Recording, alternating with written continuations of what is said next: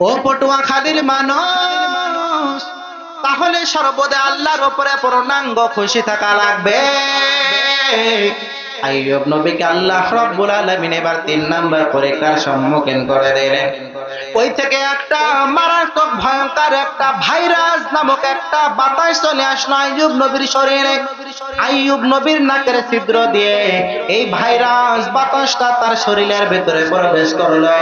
কয়েকদিন পরে আইয়ুব নবী দেখতে পাইলো তার শরীরের ভিতরে কেমন জানি একটা পতন ধরতেছে, শরীরের ভিতরে কেমন যেন দুর্গন্ধ সৃষ্টি হয়ে যাইতেছে। ধীরে ধীরে আইয়ুব নবীর শরীরের ভিতরে অনেক পোকা মাকড় তৈরি হইতেছে, অনেক পোকা শরীরের ভিতরে জন্ম নিতেছে। আইয়ুব নবীর শরীরে এত দুর্গন্ধ, আইয়ুব নবীর শরীরের ভিতরে পোকা জন্মাইতেছে, আইয়ুব নবীর শরীরের ভিতরে পোকাগুলো ঘোরাফেরা করতেছে। আইয়ুব নবীর শরীর থেকে এত পরিমাণে দুর্গন্ধ ছড়াইতে লাগলো রে বান্দা। আইয়ুব নবীর ঘরে স্ত্রী ছিল 4টা। বড় স্ত্রী আইয়ুব নবীকে এসে জানায় দিল, ও আইয়ুব নবী, আপনি তো আমার স্বামী, কিন্তু আমাকে আপনাকে বিদায় দেওয়া লাগবে, কারণ আপনার যে হালাত, আপনার শরীরের দুর্গন্ধ আমি সহ্য করতে পারি না, আমাকে মেহেরবানি করে আপনি তালাক দিয়ে দেন। আইয়ুব নবী আল্লাহকে বলে, ও আল্লাহ, আমার স্ত্রী যদি না থাকে তাহলে জোর করে তো রাখা যাবে না, তাই নাকি? আল্লাহ রাব্বুল আলামিন যুগে যুগে যত নবী রাসূলকে দুনিয়ার ভিতরে পাঠাইছেন, সকলকে আল্লাহ রাব্বুল আলামিন পরীক্ষা করেছেন, সকলকে আল্লাহ রাব্বুল আলামিন ক্ষয়ক্ষতি দেওয়ার মাধ্যমে পরীক্ষা করেছেন, সকলকে আল্লাহ রাব্বুল আলামিন সম্পদ দেওয়ার মাধ্যমে পরীক্ষা করেছেন, আবার সম্পদ নিয়ে নেওয়ার মাধ্যমে আল্লাহ রাব্বুল আলামিন পরীক্ষা করেছেন। করেছেন কি করেন নাই? সেই কথা আল্লাহ রাব্বুল আলামিন কোরআনের ভিতরে বলেছেন, وَلَنَبْلُوَنَّكُمْ بِشَيْءٍ مِّنَ الْخَوْفِ وَالْجُوعِ وَنَقْصٍ مِّنَ الْأَمْوَالِ وَالْأَنفُسِ وَالثَّمَرَاتِ وَبَشِّرِ الصَّابِرِينَ। চিল্লায়ে পড়েন আল্লাহু আকবার। আল্লাহ রাব্বুল আলামিন জানাবেন, দুনিয়ার মানুষকে আমি আল্লাহ রাব্বুল আলামিন, দুনিয়ার মানুষকে আমি যুগে যুগে পরীক্ষা করব। অবশ্য অবশ্য আমি আল্লাহ রাব্বুল আলামিন তোমাদেরকে পরীক্ষা করব। 1 নম্বরে আমি আল্লাহ রাব্বুল আলামিন মিনাল খাউফ, আমি ভয়ের মাধ্যমে পরীক্ষা করব। ওয়াল জু, আমি আল্লাহ পাক খোদার তোদার মাধ্যমে পরীক্ষা করব। ওয়া নাকসিম মিনাল আমওয়ালি ওয়াল আনফুসি ওয়াস সামারাত ওয়া বাশশিরিস সাবিরিন। আল্লাহ রাব্বুল আলামিন জানায় দেন, আমি আল্লাহ রাব্বুল আলামিন মানুষকে সম্পদ দেওয়ার মাধ্যমে পরীক্ষা করব। ওয়া নাকসিম মিনাল আমওয়ালি ওয়াল আনফুসি ওয়াস সামারাত, আমি আল্লাহ রাব্বুল আলামিন আমার বান্দা বান্দীদেরকে আমি সম্পদ দেব, আবার মাঝে মাঝে সম্পদগুলো আমি ধ্বংস করে দেব। এইগুলো করার মাধ্যমে আমি আল্লাহ রাব্বুল আলামিন আমার বান্দা বান্দীদেরকে আমি পরীক্ষা করব। আল্লাহ রাব্বুল আলামিন যতগুলো নবী রাসূল পাঠাইছেন, তার ভিতরে একজন নবী যাকে আল্লাহ রাব্বুল আলামিন অনেক মারাত্মক মারাত্মক ভয়ঙ্কর ভয়ঙ্কর পরীক্ষার সম্মুখীন করেছেন। ইবলিস তো জাহান্নামে, ইবলিস তো জাহান্নামে, চিরস্থায়ী জাহান্নামে।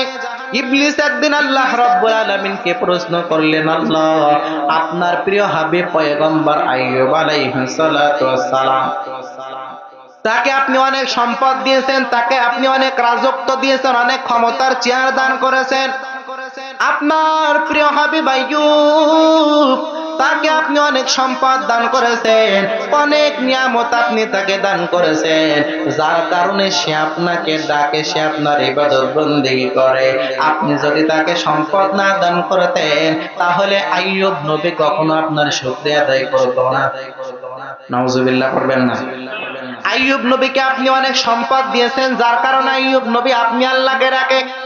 সম্পদ যদি নিয়ে নেন তাহলে দেখবেন আর আইয়ুব নবী আপনাকে বিন্দু পরিমাণে ডাকবে না। ইবলিস জানায় দিল, আল্লাহ, আমি একটু আপনার আইয়ুব নবীকে পরীক্ষা করতে চাই। আল্লাহ রাব্বুল আলামিন বললেন, ঠিক আছে, যাও তোমাকে আমি পূর্ণাঙ্গ পাওয়ার দিয়ে দিলাম, তুমি সুন্দরভাবে আমার প্রিয় হাবিব আইয়ুব নবীকে একটু পরীক্ষার সম্মুখীন করে ফেলো। আল্লাহ রাব্বুল আলামিন আইয়ুব নবীকে অনেকগুলো মেষের মালিক বানায় দিয়েছিলেন। আইয়ুব নবীকে আল্লাহ রাব্বুল আলামিন অনেকগুলো দুম্বার মালিক বানায় দিয়েছিলেন, অনেকগুলো বকরির মালিক আল্লাহ রাব্বুল আলামিন বানায় দিয়েছিলেন। আইয়ুব নবীর সম্পদের দিক থেকে বিন্দু পরিমাণে কোনো ঘাটতি ছিল না, কোনো কমতি ছিল না। আইয়ুব নবীকে আল্লাহ রাব্বুল আলামিন 4টা বিবিও দান করেছিলেন। কয়টা? আর জোরে বলেন। তাহলে আইয়ুব নবী কোন দিক থেকে কমা নাই, সম্পদের দিক থেকেও কমা নাই, আবার বিবি স্ত্রীর দিক থেকেও কোন লাইনে কমা নয়। সব লাইনে আল্লাহ রাব্বুল আলামিন আইয়ুব নবীকে অনেক উঁচু মাকামে রেখেছিলেন। ইবলিস মনে মনে চিন্তা ভাবনা করলো, আইয়ুব নবীর সবকিছু ধ্বংস করার মাধ্যমে আইয়ুব নবীকে পরীক্ষায় পূর্ণাঙ্গ ভাবে ফেল করানো লাগবে। আল্লাহকে আমাকে পূর্ণাঙ্গ ভাবে দেখানো লাগবে যে আইয়ুব নবীকে এতগুলো সম্পদের মালিক বানাইছে, যার কারণে আইয়ুব নবী আল্লাহর ইবাদত বন্দেগী করে। আইয়ুব নবীর সমস্ত সম্পদগুলো যদি আল্লাহ নিয়ে নেয়, তাহলে আইয়ুব নবী আর কখনো আল্লাহকে ডাকবে না। ইবলিস এই চিন্তা ভাবনা নিয়ে আল্লাহকে যখন এই প্রস্তাব দিল, তখন আল্লাহ পাক বলল, ঠিক আছে, ঠিক আছে, আমি আমার আইয়ুব নবীকে আমি পরীক্ষার সম্মুখীন করব। দেখা যাবে আইয়ুব নবী ঈমান হারা হয় নাকি, দেখা যাবে আইয়ুব নবী সে আমি আল্লাহ স্মরণ থেকে দূরে চলে যায় নাকি। আইয়ুব নবীকে আল্লাহ রাব্বুল আলামিন যতগুলো সম্পদের মালিক বানাইছিলেন, যতগুলো মেষের মালিক আল্লাহ রাব্বুল আলামিন বানাইছিলেন, সবগুলো মেষ চালানোর জন্য, সবগুলো বকরি চালানোর জন্য আইয়ুব নবী অনেকগুলো রাখাল ফিট করে রাখলেন। রাখালদের হাতে সমস্ত বকরিগুলো দিয়ে দিলেন। এই বকরিগুলো লইয়া রাখালরা সুন্দরভাবে মাঠের ভেতরে চড়ায় সন্ধ্যাবেলা আবার মালিকের দরবারে এগুলো হাজির করে দেয়। একদিন আল্লাহ রাব্বুল আলামিন কই থেকে একটা বাতাস যেন দিয়ে দিল। সেই বাতাসটা দিয়ে দেওয়ার কারণে মাঠের ভিতরে সমস্ত বকরিগুলো, সমস্ত মেষগুলো জায়গায় মৃত্যুবরণ করলো। এবার রাখালের মনটা বড্ড বেজার হয়ে গেল। রাখাল চিন্তা ভাবনা করলো, আমার মালিক আমাকে এই দায়িত্ব দিয়েছিল, এই দায়িত্ব পালন করতে গিয়ে আমার হাতে যেহেতু সমস্ত বকরিগুলো মারা গিয়েছে, রাখাল অনেক টেনশন, চিন্তিত হবে কি হবে না। যেহেতু মালিক আমাকে দায়িত্ব দিয়েছিল, আমার হাতেই সমস্ত বকরিগুলো মারা গিয়েছে, যার কারণে রাখাল অনেক টেনশন হয়ে গেল, অনেক চিন্তিত হয়ে গেল।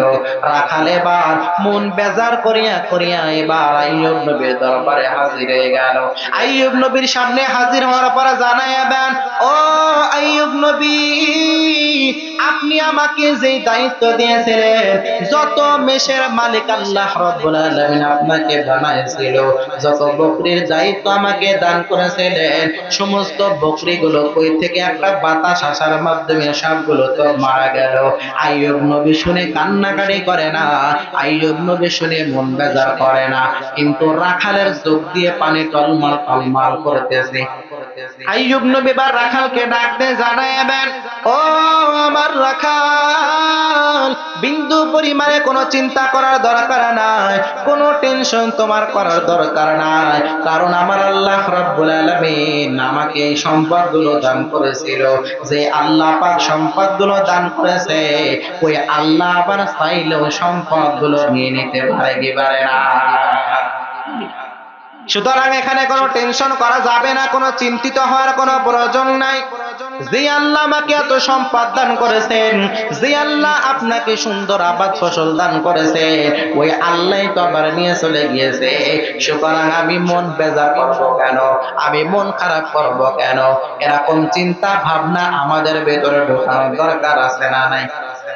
আল্লাহ রাব্বুল আলামিন অনেক বড় তরমুজের মালিক আপনাকে বানাইলেন, আল্লাহ রাব্বুল আলামিন আবাদ ফসলের মালিক আপনাকে বানাইলেন, এইগুলো আল্লাহ রাব্বুল আলামিন নিজে আবার নিয়ে চলে গেলেন। সুতরাং কি কারণে আমি মন বেজার করব, কি কারণে আমি মন খারাপ করব? সুখে থাকলেও শুকরিয়া আদায় করতে হবে আল্লাহ, আবার দুঃখে থাকলেও শুকরিয়া আদায় করতে হবে কার? জোরে বলে। এবার আইয়ুব নবী যখন রাখালকে বলল, না না কোনো টেনশন করা যাবে না, ইবলিসের মাথা বড্ড গরম হয়ে গেছে। আমি যেই পরীক্ষা আইয়ুব নবীকে করতে চেয়েছিলাম, 1 নাম্বার পরীক্ষায় দেখে আইয়ুব নবী তো পাশ করে গেছে। আইয়ুব নবী পরীক্ষায় পাশ করে গেছে। ইবলিস চিন্তা ভাবনা করেছে, আয় হায়, আইয়ুব নবীর সব সম্পদগুলো নষ্ট হয়ে যাইবে, আর আইয়ুব নবী মন বেজার করবে, মন খারাপ করবে যে আল্লাহ, এতগুলো সম্পদ আমাকে তুমি দান করেছিলা, আবার কেন সম্পদগুলো তুমি নিয়ে চলে গেলা? হায় হায়, এই সম্পদগুলো নিয়ে নেওয়ার কারণে আমি আইয়ুব তো আজকে অনেক গরিব হয়ে গেলাম, আমি আইয়ুব, আমি নিঃস্ব হয়ে গেলাম, আমি শূন্যতা হয়ে গেলাম, শূন্যতা আমার ভিতরে চলে আসলো। এরকম ভাবে আইয়ুব নবী আফসোস করবে আর এই কথাগুলো বলবে। এই চিন্তা ভাবনা ছিল ইবলিসের। ইবলিস কি তাহলে এবার খুশি না বেজার? ইবলিস বেজার হয়ে গেল। এরপর আল্লাহ রাব্বুল আলামিন 2 নাম্বার পরীক্ষার সম্মুখীন আইয়ুব নবীকে বার করবেন। মোট আইয়ুব নবীকে আল্লাহ রাব্বুল আলামিন পরীক্ষা করবেন হলো 3টা। কয়টা? আরো জোরে বলেন। 3টা পরীক্ষা আল্লাহ রাব্বুল আলামিন আইয়ুব নবীকে করাবেন। 1 নাম্বার পরীক্ষা আইয়ুব নবীকে আল্লাহ রাব্বুল আলামিন করলেন, আইয়ুব নবী সুন্দরভাবে পরীক্ষায় পাশ হয়ে গেলেন। এবার 2 নাম্বার পরীক্ষার বার। আল্লাহ রাব্বুল আলামিন আইয়ুব নবীকে যে 4টা বিবি দান করেছিলেন, 4টা স্ত্রী দান করেছিলেন, এই 4টা স্ত্রীর অনেকগুলো সন্তান ছিল, ছোট্ট ছোট্ট অনেক সন্তানও ছিল। ওই থেকে একটা বাতাস এসে আইয়ুব নবীর যতগুলো সন্তান, সব সন্তান দুনিয়া থেকে বিদায় নিয়ে নিল। সুবহানাল্লাহ নাকি? সুবহানাল্লাহ বললেন আপনারা? কি বলবেন এই জায়গায়? তা সুবহানাল্লাহ বললেন যে অনেকে মনে আছে, হ্যাঁ, মানে কোন জায়গায় সুবহানাল্লাহ আর কোন জায়গায় আলহামদুলিল্লাহ, এগুলো আপনারা বলতে জানেন না। গোল হয়ে গেলে তো আর বলা লাগে না, রেফারেন্স যে গোল হয়ে গেছে সবাই চিল্লাপাল্লা করে, সবাই চতুর্দিক থেকে চিল্লানি যায়, গোল হয়ে গেছে, রেফারের বলা লাগে না, ঠিক না? কিন্তু কোন জায়গায় সুবহানাল্লাহ, কোন জায়গায় আলহামদুলিল্লাহ, এগুলো আমাদের হুজুরদের শেখায় দেওয়া লাগে। যাই হোক, এবার আইয়ুব নবীর সমস্ত সন্তানগুলো মারা গেল। আইয়ুব নবীর 4টা স্ত্রীর মন খারাপ হয়ে গেল, 4জন অনেক চিন্তিত হয়ে গেল। আইয়ুব নবী 4টা স্ত্রীকে এক জায়গায় ডেকে এবার সুন্দরভাবে সান্ত্বনার বাণী শোনাইতেছে। আইয়ুব নবী তাদেরকে জানায় দেন, ও আমার স্ত্রী, ও আমার বিবিরা, আল্লাহ রাব্বুল আলামিন নিজেই তো এই সন্তান আল্লাহ রাব্বুল আলামিন আমাদের দান করেছিলেন, আবার আল্লাহর মাল, আল্লাহর জিনিস আল্লাহ নিজেই চলে নিয়ে গেছেন, তাহলে আমার এতে আমরা মন খারাপ করব কেন? মন আমরা কেন বেজার করব? আইয়ুব নবী এরকম ভাবে সুন্দর ভাবে স্ত্রীদেরকে বুঝাইতেছেন। আর আইয়ুব নবী জানায় দেন, ও আমার স্ত্রীরা, এই যে আমাদের নাবালক ছোট্ট ছোট্ট শিশু আল্লাহ রাব্বুল আলামিন জমিন থেকে নিয়ে চলে গেলেন, এই নাবালক শিশুদের ওসিলায় আল্লাহ পাক আমাদের জান্নাত দিয়ে দিতে পারে কি পারে না? কারণ এই নাবালক শিশু যারা আছে, তারা একটা জান্নাতের ভিতরে হবে পাখি। এই নাবালক শিশুরা তারা জান্নাতের ভিতরে পাখির মতো ঘুরে বেড়াইবে। এই নাবালক শিশুদেরকে আল্লাহ রাব্বুল আলামিন একদিন ডাক দিয়ে জানাই দেবে, তোমরা দুনিয়ার ভিতর থেকে যে, এই জমিনের ভিতর থেকে যে তোমরা এই পরকালের জগতে তোমরা পাড়ি জমাইলা, বলো তোমরা এই পরকালের জগতে কি চাও? এবার নাবালক শিশুর আল্লাহ রাব্বুল আলামিনের কাছে আবদার করবে, আল্লাহ, আমরা দুনিয়া থেকে এই জমিনের ভিতর থেকে আমরা পরকালের জগতে চলে আসলাম, আল্লাহ, এই জগতে আমার মা বাবাকে আমি জান্নাতে নিয়ে যেতে চাই। আরো জোরে বলেন, আমার মা বাবাকে আমি জান্নাতে নিয়ে যেতে চাই। আল্লাহ রাব্বুল আলামিন 2টা ফেরেশতাকে বলবে, ওই ফেরেশতা, তোমরা একজন এই সন্তানের মায়ের রূপ ধারণ করো, আর একজন এই সন্তানের বাবার রূপ ধারণ করো। এবার 2টা ফেরেশতা তারা কিন্তু আসলে তাদের মা বাবা না, বরঞ্চ তাদের রূপ ধারণ করানো হইবে। একজন মায়ের রূপ ধারণ করবে, আর একজন বাবার রূপ ধারণ করবে। এবার সন্তান দেখার সাথে সাথে মায়ের মুখের দিকে তাকায় সন্তান একটা মুচকি হাসি দিয়ে দেবে, বাবাকে দেখেও সন্তান মুচকি হাসি দিয়ে দেবে। এরপরে সন্তান দৌড়ায় তার মায়ের কোলের ভিতরে যখন যাইবে, মায়ের কোলের ভিতরে যাওয়ার পরে সন্তানের মনটা বড্ড বেজার হয়ে যাইবে। আল্লাহ রাব্বুল আলামিন ডাক দে জানাই দেবে, সন্তান কি হইল? ওই সন্তান ডাক দে জানাই দেবে, আল্লাহ, দুনিয়ার ভিতরে আমার যেই মা ছিল আসল রিয়েল মা, তো আমার আসল রিয়েল মা হতে পারে না। কারণ আমার মা ছোট্টবেলায় আমাকে হারায়, আমার মায়ের কলিজা কোনা গন্ধ, আমার মায়ের কলিজার ভিতরে ব্যথা ছিল, দুঃখ ছিল। কারণ আমার মা আমি যখন দুনিয়া থেকে বিদায় নিয়েছি, আমার মা আমার জন্য এত পরিমাণে কান্নাকাটি করেছে, আমার জন্য এত পরিমাণে চোখের পানি ঝরেছে। আমার মা আমার জন্য তার কলিজাটা পুরি ছাই ছাই হয়ে গিয়েছে। আল্লাহ, ও আল্লাহ, আমি তো এই মায়ের কলিজার গন্ধ পুরা তো আমি পাইতেছি না। ও আল্লাহ, এ তো কখনো আমার রিয়েল মা হতে পারে না। এরপরে আল্লাহ রাব্বুল আলামিন ডাক দিয়ে বলবে, ও সন্তানের বাবা, এবার তুমি তোমার সন্তানের কাছে যাও। ওই সন্তান তার বাবার কোলের ভিতরে ওঠার পর ওই সন্তানের মনটা আবার বড্ড বেজারে যাইবে। আল্লাহ বলবে, সন্তান কি হইল? এটাও কি পূর্বের নাই হয়ে গেল? সন্তান বলবে, এটা তো আমার আসল রিয়েল বাবা হতে পারে না, পারে না, পারে না। আল্লাহ পাক এবার ডাক দিয়ে বলবে, ও ফেরেশতারা, এবার আর ওই সন্তানের মা বাবার রূপ ধারণ করা লাগবে না, দ্রুত তার রিয়েল মা বাবাকে আনো, দ্রুত তার রিয়েল মা বাবাকে সামনে আনার পর ওই সন্তান এবার দৌড়ায় তার মায়ের কোলের ভিতরে যখন উঠে যাবে, মায়ের কোলের ভিতরে যাওয়ার পর সন্তানের কলিজাটা একেবারে ঠান্ডা হয়ে যাবে। আল্লাহ রাব্বুল আলামিন এবার ডাকতে জানায় দেবে, ও ছোট্ট সন্তান, তুমি আমি আল্লাহর কাছে কি চাও বলো? সন্তান এবার ডাকতে বলবে, আল্লাহ, আমার এই মা বাবাকে আমি জাহান্নামের আযাব থেকে ফিরিয়ে আমি সন্তানের সাথে আজকে আমি জান্নাতে নিয়ে যেতে চাই। ইয়া ইলাহি মুঝসে মুঝকো দূর কর, তাকে দেখো মুঝ মে তুঝকো এক নজর। তাহলে ছোট্ট নাবালক সন্তানের কারণে মা বাবারা জান্নাতে চলে যাবে।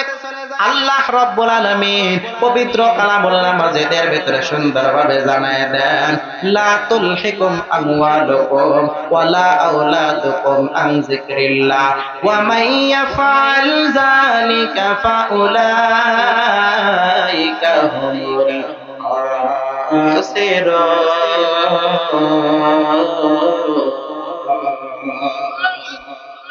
আল্লাহ রাব্বুল আলামিন জানায় দেন, দুনিয়ার ভিতরে তোমাদের সন্তান দান করলাম আমি আল্লাহ, দুনিয়ার ভিতরে তোমাদের সম্পদ দান করলাম আমি আল্লাহ। লা তুলহিকুম আমওয়ালাকুম ওয়ালা আওলাদুকুম, তোমাদের সম্পদ দান করলাম আমি আল্লাহ, তোমাদের সন্তানও দান করলাম আমি আল্লাহ। সম্পদ পাওয়ার পর, সন্তান তোমরা দুনিয়ার ভিতরে পাওয়ার পর, তোমরা এইগুলো যদি সুন্দরভাবে ব্যবহার না করতে পারো, সম্পদ নিয়ে যদি বড়াই করো, সন্তান নিয়ে যদি তোমরা বড়াই করো, তাহলে আল্লাহ পাক সুন্দরভাবে জানায় দেন, ওয়া মাইয়াফআল যালিকা ফাউলাইকা হুমুল খাসিরুন। তোমরা দুনিয়ার ভিতরে সবচেয়ে নিকৃষ্ট হইবা, তোমরা দুনিয়ার ভিতরে সবচেয়ে ক্ষতিগ্রস্ত হইবা। আইয়ুব নবী তার স্ত্রীদেরকে জানায় দিল, ও স্ত্রী আমার, সন্তান দান করেছিল আমার আল্লাহ, আবার আমার আল্লাহ আমাদের সন্তান নিয়ে গেলেন। সুতরাং বিন্দু পরিমাণে মন খারাপ করা যাবে না, বিন্দু পরিমাণে তোমাদের চোখের পানি ঝরানো যাবে না, কারণ হতে পারে এটা আল্লাহ রাব্বুল আলামিনের পরীক্ষা। ইবলিসের মন আবার বড্ড বেজার হয়ে গেল। ইবলিস চিন্তা ভাবনা করলো, আগে সম্পদগুলো আল্লাহ নিয়ে নিয়েছে, এই জায়গায় আমি তো ওই পয়গম্বরকে আমি হারাইতে পারি নাই, আমি পয়গম্বরকে ঠকাইতে পারি নাই, হারাইতে পারি নাই। আইয়ুব নবী পূর্ণাঙ্গ আল্লাহর উপরে খুশি, আইয়ুব নবী আল্লাহর উপরে বেজার হয় না। দুইটা পরীক্ষায় আইয়ুব নবী পূর্ণাঙ্গ পাস করে গেলেন। এবার আল্লাহ রাব্বুল আলামিন পরবর্তী 3 নাম্বার ভয়ঙ্কর পরীক্ষার সম্মুখীন আইয়ুব নবীকে করলেন।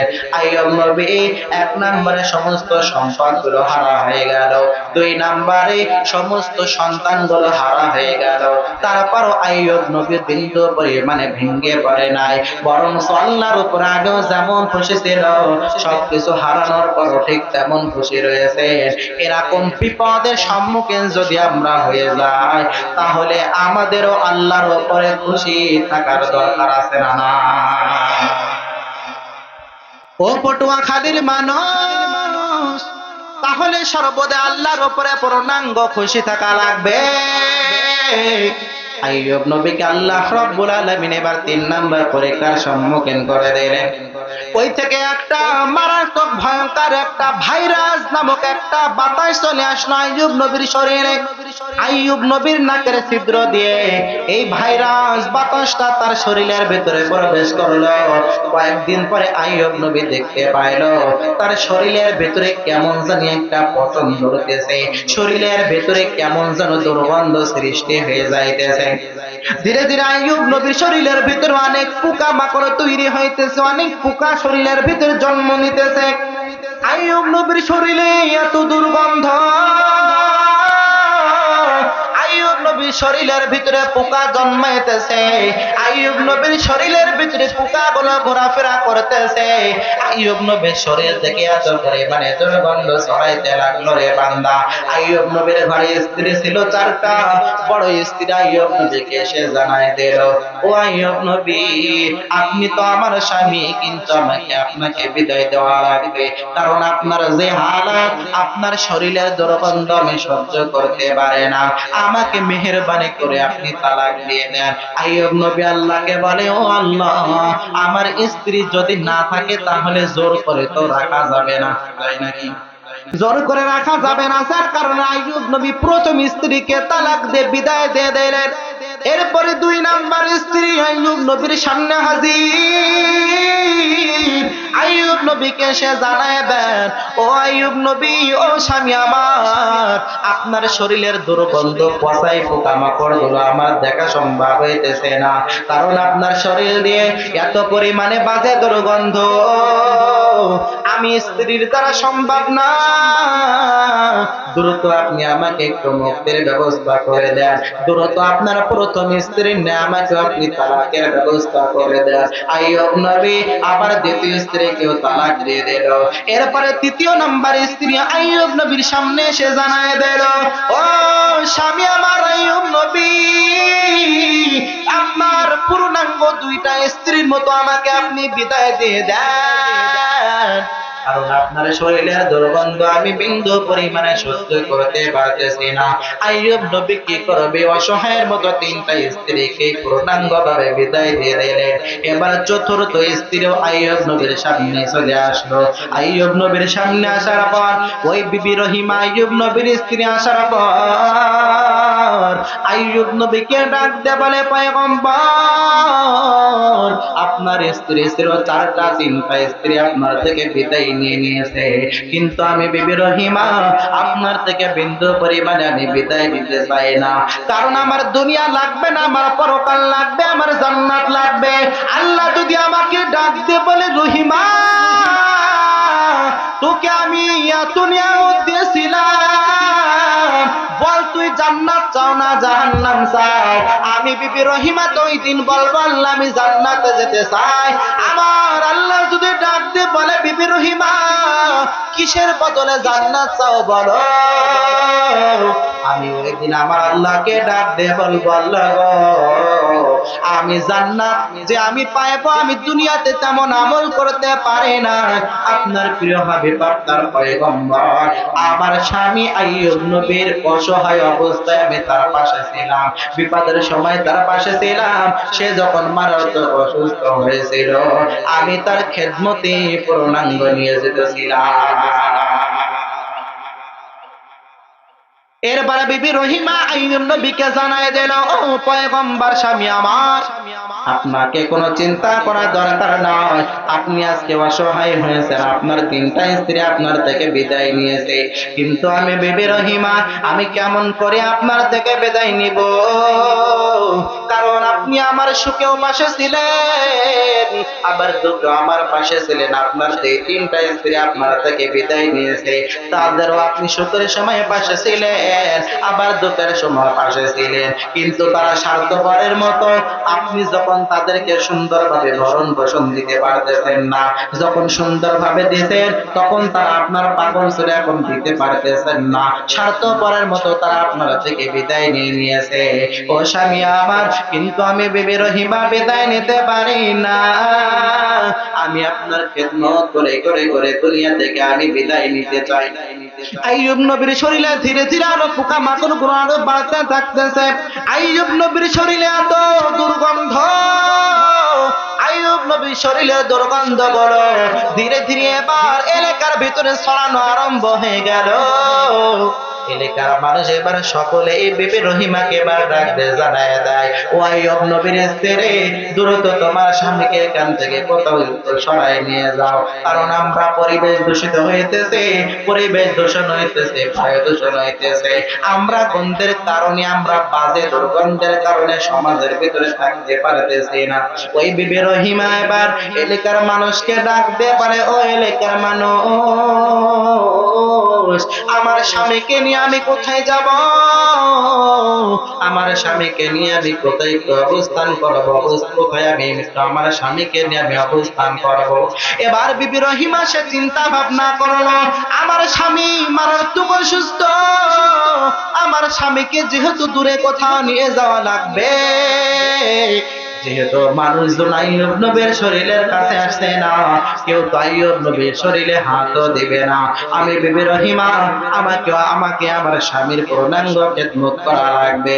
এবার এই বিবি রহিমা আইয়ুব নবীকে সুন্দরভাবে ধরে ধরে আইয়ুব নবীকে কাঁধের ভিতরে তুলিয়া এবার বিবি রহিমা চলে গেল একটা জঙ্গলের ভিতরে, সুন্দরভাবে আইয়ুব নবীকে রেখে দিলেন। জঙ্গলের ভিতরে যাওয়ার পর এবার বিবি রহিমা চিন্তা ভাবনা করলো, আমার স্বামী তো মারাত্মক অসুস্থ, আমার স্বামীর তো সুন্দরভাবে খাবারের ব্যবস্থা করা লাগবে, খাবারের ব্যবস্থা আমি কিভাবে করব? আল্লাহ পাক আমাদের যতগুলো সম্পদ দিল, সব সম্পদ গুলো আল্লাহ নিয়ে গেছে। আল্লাহ পাক যতগুলো সন্তান আমাদের দান করেছিল, সব সন্তানগুলো আল্লাহ রাব্বুল আলামিন নিয়ে গেছে। তাহলে এখন আমার স্বামীর আমি কিভাবে খাবারের ব্যবস্থা করব, কিভাবে আমি আমার স্বামীর আমি মুখে খাবার জুটাইব?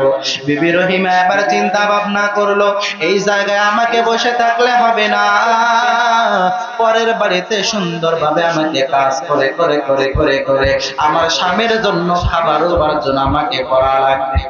বিবি রহিমা এবার স্বামীর সাথে পরামর্শ করলো, স্বামী আমার, আপনাকে খাবারের ব্যবস্থা করার জন্য বাসার ভিতরে, এই জায়গার ভিতরে, জঙ্গলের ভিতরে আপনার পাশে বসে থাকতে আমার হবে না, খাবারের ব্যবস্থা যদি আমি করতে চাই তাহলে পরের বাড়িতে আমাকে কাজ করা লাগবে।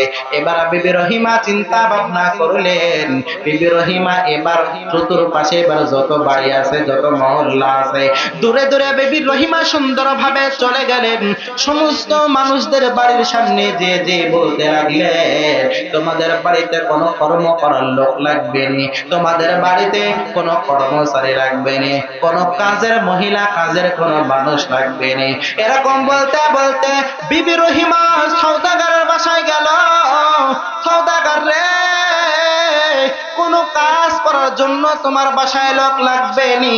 সওদাগরের স্ত্রীটা জানায় দেন, হ্যাঁ আমার বাসার ভিতরে একটা মানুষ লাগবে।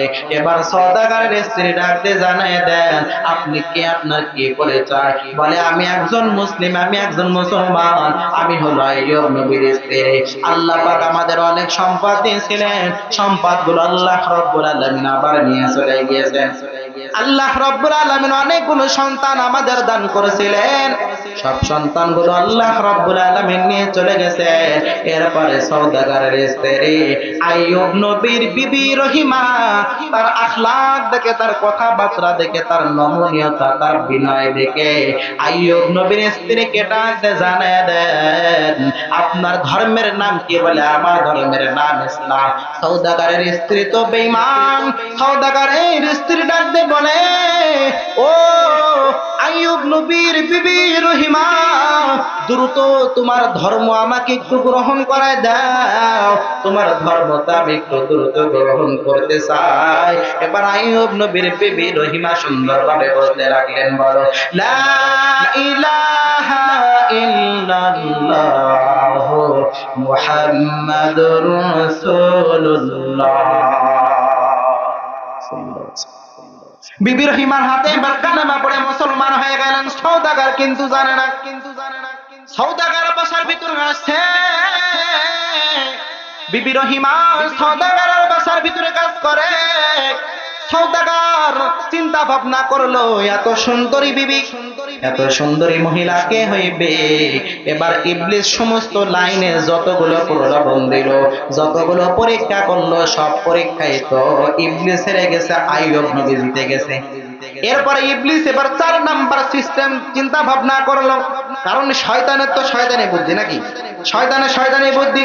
শয়তান এবার মানুষের রূপ ধারণ করিয়া সওদাগরের সামনে এসে জানাই দিল, সওদাগর রে, বিবি রহিমা আইয়ুব নবীর স্ত্রী বড্ড সুন্দরী, দেখো তুমি তার দিকে তুমি একটু নজরে তাকায় দেখো কত সুন্দর সে, কোনো চিন্তা ভাবনা করে তোমার লাইনে নিয়ে আসা যায় কিনা একটু দেখো। এরপরে সওদাগর বিবি রহিমার দিকে কোন নজরের দিকে তাকানো আরম্ভ করলো। একদিন সওদাগরের স্ত্রীর কাছে ধরা পড়ে গেল। সওদাগরের স্ত্রী ডাক দেবালে, স্বামী আমার, ঘরের ভিতরে আমাকে রেখে পরের বউ দেখে ইটিস পিটিস সেটা জীবনে মানব না, কারণ আমার দেশের মহিলারা সবকিছুর ভাগ দিতে চায় কিন্তু মাগার স্বামীর ভাগ দিতে চায় না। যার কারণে সওদাগরের স্ত্রী বলল, স্বামী আমার, ঘরের ভিতরে আমি স্ত্রী আছি রে, আমি থাকাকালীন তুমি আইয়ুব নবীর স্ত্রী বিবি রহিমার দিকে কোন নজরে তাকায় বা হবে না। শয়তানের এই জায়গায় শয়তানও ফেল মেরে গেল। এবার শয়তান পরের ধাপ আগাইতে শুরু করে দিল। শয়তান পরের দিন সওদাগরের সামনে মানুষের রূপ নিয়ে আসলো। মানুষের রূপ নিয়ে এবার চিন্তা ভাবনা করলো। এবার সওদাগরকে সুন্দরভাবে যুক্তি দিতে থাকলো, পরামর্শ দিতে থাকলো। ও সওদাগর, তোমার বাসার ভিতরে আইয়ুব নবীর স্ত্রী রহিমা, আইয়ুব নবী অনেক দামি, আইয়ুব নবী অনেক বরকতময় একজন মানুষ, একজন নবী। তার স্ত্রী তো অনেক বরকতময়, অনেক দামি একজন মানুষ। তার মাথার একটু চুলের অংশ কেটে তোমার বাসার ভিতরে যদি রাখতে পারো, তাহলে তোমার বাসার ভিতরে অনেক বরকত হইবে, অনেক বরকত হয়ে যাইবে। সওদাগর এবার পরের দিন বাসার ভিতরে সে তার স্ত্রীকে ডাকতে জানায় দেন, স্ত্রী আমার, আগামীকালকে যখন আইয়ুব নবীর স্ত্রী আমাদের বাসার ভিতরে যখন কাজ করার জন্য আসবে, তার মাথার একটু চুলের অংশ কেটে আমাদের বাসার ভিতরে রেখে দেবা। এবার পরের দিন সওদাগরের স্ত্রী যখন আইয়ুব নবীর স্ত্রী বিবি রহিমাকে ডাক দিয়ে জানায় দিল, ও আইয়ুব নবীর স্ত্রী, তুমি তো আমার বোন, কিভাবে তুমি আমার বোন হলা, কিভাবে তুমি আমার বোন হলা? ইন্নামাল মুমিনুনা ইখওয়ান, যেহেতু মুমিন মুমিন ভাই, সেহেতু মুমিন মুমিন তারা বোন হতে পারে। এক বোন আর এক বোন, এটা হলো মুমিন মুমিনাত, মুমিনাত তারা বোন বোন, তারা ভাই ভাই এরকম ভাবে। যার কারণে এবার আইয়ুব নবীর স্ত্রীকে ডাক দিয়ে জানাই দিল, ও আইয়ুব নবীর স্ত্রী বিবি রহিমা, তোমার মাথার চুলের একটু অংশ আমাদের বাসার ভিতরে রাখতে চাই, বড় কথা। আইয়ুব নবীর স্ত্রী ডাক দিয়ে বলে, সওদাগরের স্ত্রী, আমার মাথার চুল যে আমি দেব, আমার এই মাথার চুল দিও তো আমি আমার স্বামীর খেদমত করি, কারণ আমার স্বামীর শরীরে পোকা হয়ে গেছে, আমার স্বামীর শরীরে পছন্দ হয়ে গেছে, আমার স্বামী সুন্দরভাবে একা একা দাঁড়াইতে পারে না, আমার স্বামী দাঁড়াইলে বসতে পারে না, আমার স্বামীর সামনে আমার চুলটা আমি যখন লম্বা করে বিছিয়ে দিই, আমার স্বামী আমার চুল ধরে ধরে অনেক সময় দাঁড়ায়, আবার অনেক সময় যখন বসতে পারে না, আমার স্বামী আমার চুল ধরে ধরে ধরে ধরে নিচেই বসে যায়। তাহলে আমার স্বামীকে চুল যে আমি খেদমত করি, এই চুল যদি আমি তোমাকে দিয়ে দিই, তাহলে আমার স্বামীর আমি খেদমত কিভাবে করবো?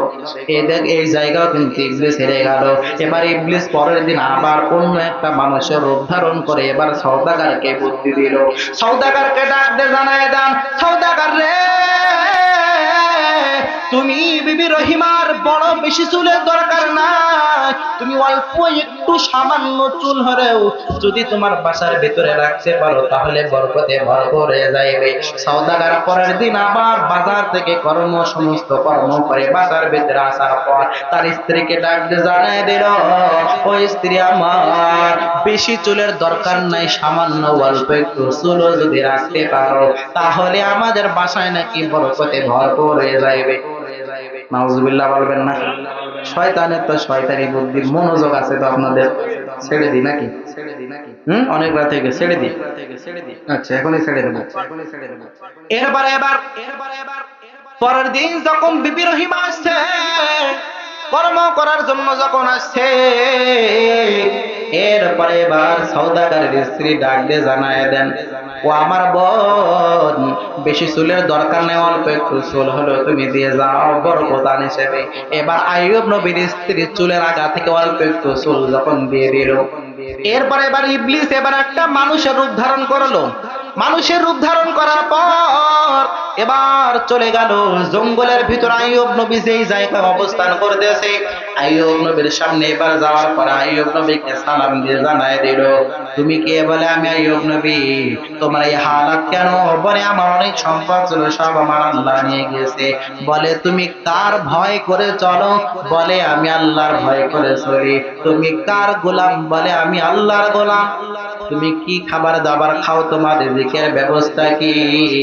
আইয়ুব নবী ডাক দিয়ে জানায় দেন, ও ভাই, আমার রিজিকের ব্যবস্থা আমার বিবি রহিমা, সে প্রতিদিন মানুষের বাসার ভিতরে কর্ম করে, কর্ম করে করে করে করে আমার জন্য সন্ধ্যাবেলায় খাবার আনে। এই খাবারগুলো আমি খেয়ে আমি আমার জীবন অতিবাহিত করতেছি। শয়তান এবার জানায় দিল, ও আল্লাহর পয়গম্বর, তুমি মনে করতেছো তোমার বিবি মানুষের বাসায় কাজ করে, কিন্তু না না, তোমার বিবি মানুষের বাসায় কাজ করে না। তোমার বিবি মানুষের বাসা থেকে খাবারগুলো চুরি করে করে করে আনে। নাউজুবিল্লাহ বলবেন না? তোমার বিবি মানুষের বাসা থেকে খাবার চুরি করে করে আনে। আইয়ুব নবী ডাক দিয়ে জানায় দেয়, ও ভাই, আমার আল্লাহ আমাকে 4টা স্ত্রী দান করেছিলেন, কিন্তু আমার 3টা স্ত্রী আমার বিপদের সময় আমার থেকে চলে গেছে।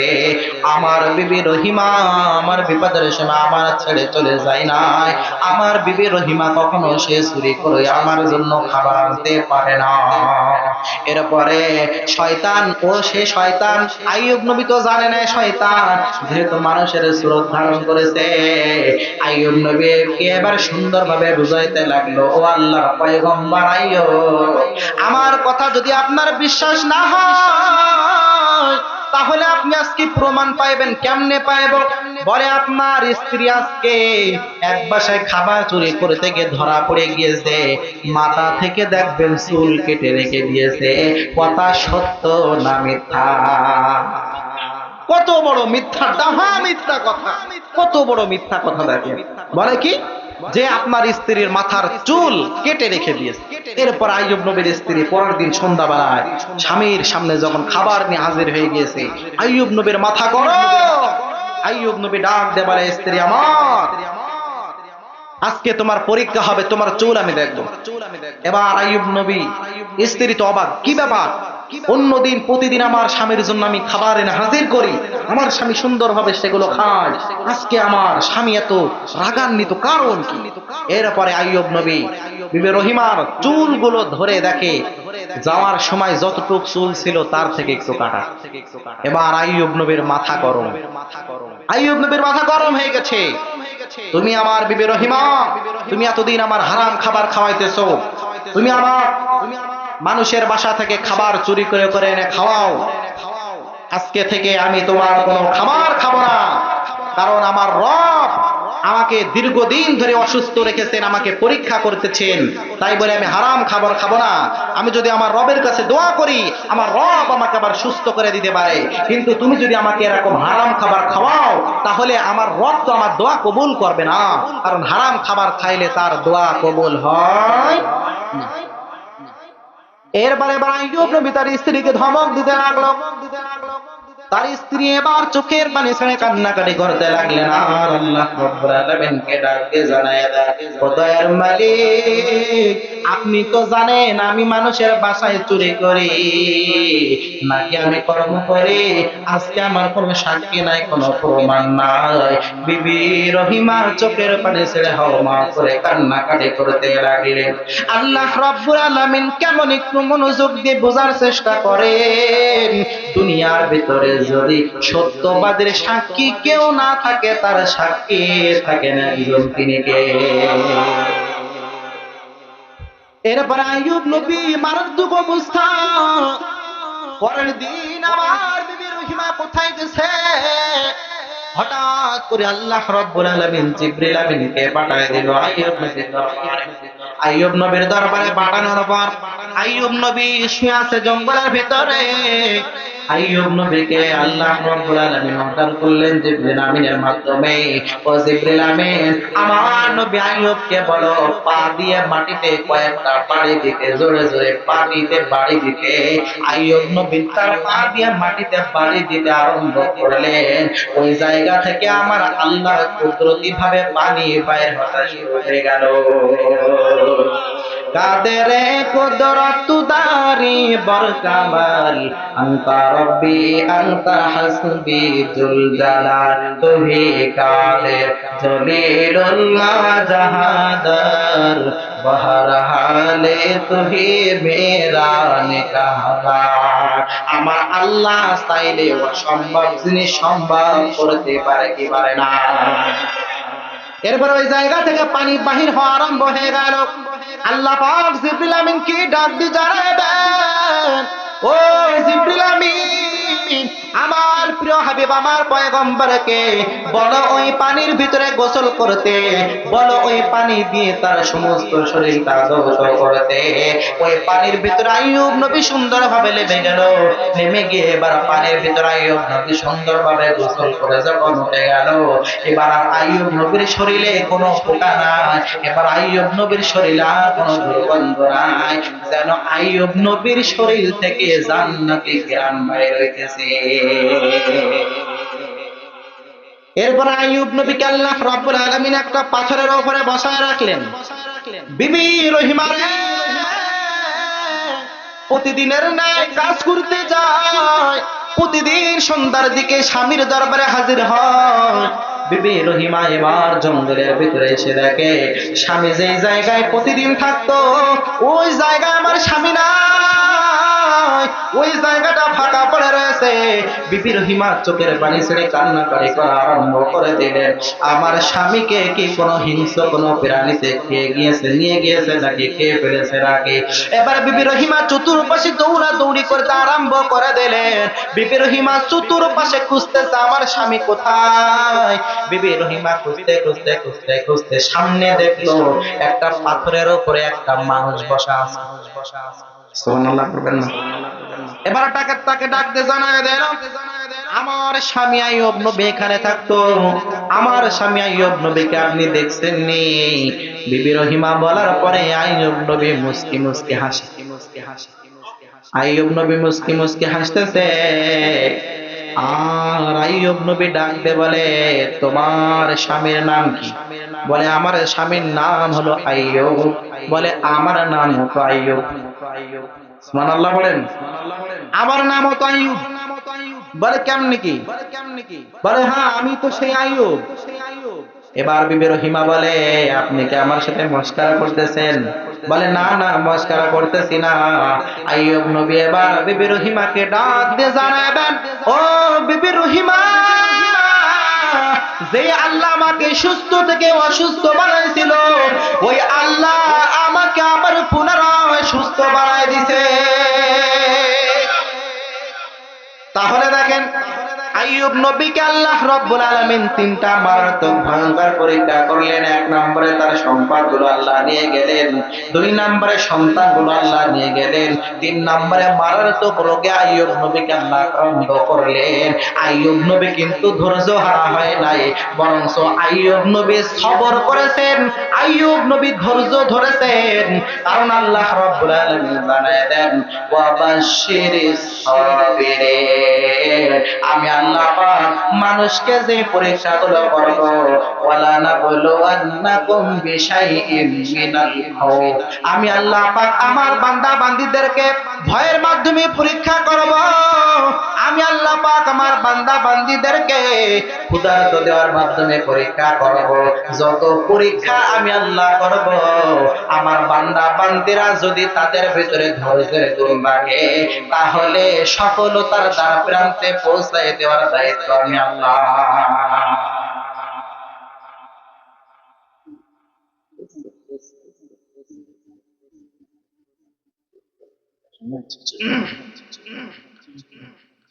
তাহলে দেখেন আইয়ুব নবী ধৈর্যের পরীক্ষা দিয়েছে কিনা, জোরে বলেন। আমাদেরও এরকম ধৈর্যের পরীক্ষা দেওয়া লাগবে।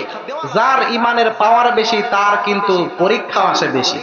অনেক সময় আমরা মনে করি অমুক তো দেখি 5 ওয়াক্ত নামাজ পড়ে, অমুক বড় আলেম, সে এত ভালো মানুষ, তাহলে আল্লাহ তাআলা এত বিপদ বালা মুসিবত দেয় কেন? বলে কি বলে না? মানুষ অনেক সময় মস্করা ঠাট্টা করে কি করে না, কিন্তু ও তো জানে না যে আল্লাহর বেশি প্রিয়, যে আল্লাহর বেশি কাছের মানুষ, যে আল্লাহকে বেশি আপন করতে চায়, তাকে আল্লাহ বেশি পরীক্ষায় ফেলে। আল্লাহ রাব্বুল আলামিনের প্রিয় হাবিব বলেন, বালা আল আম্বিয়া ও সুম্মাল আমসালু ফাল আমসাল, আল্লাহ রাব্বুল আলামিন সব থেকে বেশি পরীক্ষা করে নবী রাসূলদেরকে, এরপরে সাহাবায়ে কেরামদেরকে, এরপরে তাবেঈন আইম্মায়ে মুজতাহিদিন, এরপরে বিভিন্ন ওলি আউলিয়া বুজুর্গানে কেরাম, তাদেরকে আল্লাহ রাব্বুল আলামিন যুগে যুগে মারাত্মক ভয়ঙ্কর পরীক্ষার সম্মুখীন করেন। এই পরীক্ষার সম্মুখীন করে আল্লাহ রাব্বুল আলামিন দেখে যে আমার গোলাম, আমার বান্দাগুলো তারা আমি আল্লাহর উপরে ভরসা রাখে কিনা, এটা আল্লাহ পাক দেখতে চায়। যাই হোক, আল্লাহ রাব্বুল আলামিন তাহলে আইয়ুব নবীকে এক নম্বরে সম্পদ দিয়েছেন, আবার সম্পদ নিয়েছেন। দুই নম্বর আইয়ুব নবীকে আল্লাহ অনেকগুলো সন্তানের মালিক বানাইছেন, আবার সন্তান নিয়েও চলে গেছেন। এখানে পরীক্ষা আরেকটা বাড়ালেও বাড়ানো যায়। অনেক মুফাসসিরিন এরকম ভাবে বলে যে আইয়ুব নবীকে আল্লাহ রাব্বুল আলামিন 4টা স্ত্রী দিয়ে 3টা স্ত্রী নিয়ে নেওয়ার মাধ্যমে পরীক্ষা করেছে। এটাও আরেকটা পরীক্ষা হয় কিনা? আমাদের যদি 4টা স্ত্রী থাকতো, কথার কথা 4টা স্ত্রী আছে, একটা স্ত্রী ধরেন, একটা স্ত্রী আছে, স্ত্রী যদি চলে যায় আমাদের মন খারাপ হবে কিনা? হ্যাঁ, চাচা বলছে মন খারাপ হবে না। চাচি কি বেঁচে আছে? হ্যাঁ, চলে গেলে যখন দেখা যাবে না মাথা কোন দিকে যায়, তখন কি নিচে যায় নাকি 2 দিকে যায়? আচ্ছা, যাই হোক, তাহলে আমরা একটা স্ত্রী হারালেও আমাদের মন বেজার হয়ে যায়। আইয়ুব নবী 4টা স্ত্রী, আদরের 4টা স্ত্রী থেকে 3টা স্ত্রী হারাইছেন, মন বেজার করছেন না। আল্লাহ রাব্বুল আলামিন বলেন, আমি আল্লাহ রাব্বুল আলামিন মাল দিলাম, আমি আল্লাহ রাব্বুল আলামিন সম্পদ দিলাম। লা তুলহিকুম আমওয়ালুকুম ওয়ালা আওলাদুকুম আন যিকরিল্লাহ, কিন্তু মানুষ তোমরা এগুলো পেয়ে অহংকারী করো না, তাকাব্বুরি করো না। তাহলে আল্লাহ রাব্বুল আলামিন আমাদের মাল ধন সম্পদ দিয়েছেন, আবার কখন আমাদের থেকে নিয়ে চলে যাবেন আমরা কি বলতে পারি না?